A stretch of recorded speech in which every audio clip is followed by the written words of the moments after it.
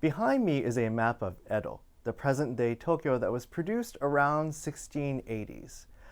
Edo was the political capital of the Tokugawa shogunate, where the Tokugawa shogun lived.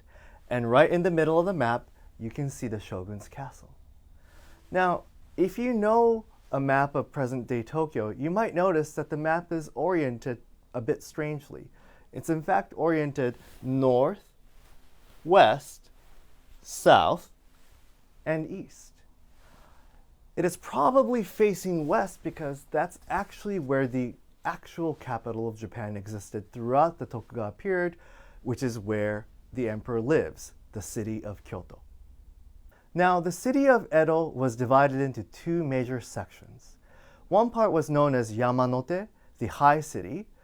It's the part that is, in fact, geographically elevated from the sea, and it covered from the north through the western and to the southern parts of Edo. And it was the part of Edo where members of the warrior class, the samurai, lived. This was a part of Edo where many of the estates of leading daimyo, who were the feudal lords and rulers of different parts of Japan, had their different residences. And on the map, you can see them being marked by different crests. On the eastern part of the city, you can see the part of Edo that was known as Shitamachi, or Low City. And this was where the commoners lived, merchants, craftsmen, many of whom had their shops and storages and warehouses all along the river as well as the canals that surrounded it. Speaking of the river, you'll see a major river that cuts across the Shitamachi, and this is to this day known as the Sumida River. Edo can be thought of as not just one city, but several different cities.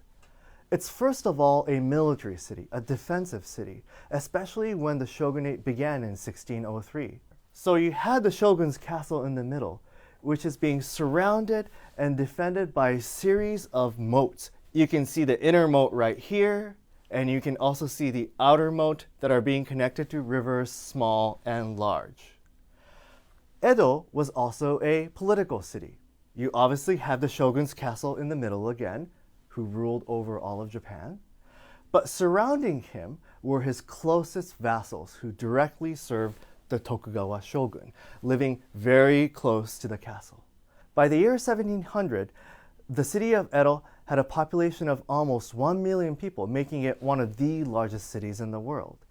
And so it was a major economic hub, and the commoners were at the forefront of that. And so in the Low City section, closer to the river, closer to the canals, you had merchants, you had craftsmen doing their business throughout the Tokugawa period. And so the political hub is in the middle of the city, and the economic hub moves a little bit eastward to the Shitamachi area. Now, surrounding the entire city, you can also think about the peripheries of Edo, which were important parts. In the peripheries, you'll find, for example, major temples and shrines. On the northeastern corner is Asakusa, which is to this day a major tourist attraction known for Sensoji, the Asakusa Temple. On the southwestern end of Edo, you also see another major temple complex known as Zojoji.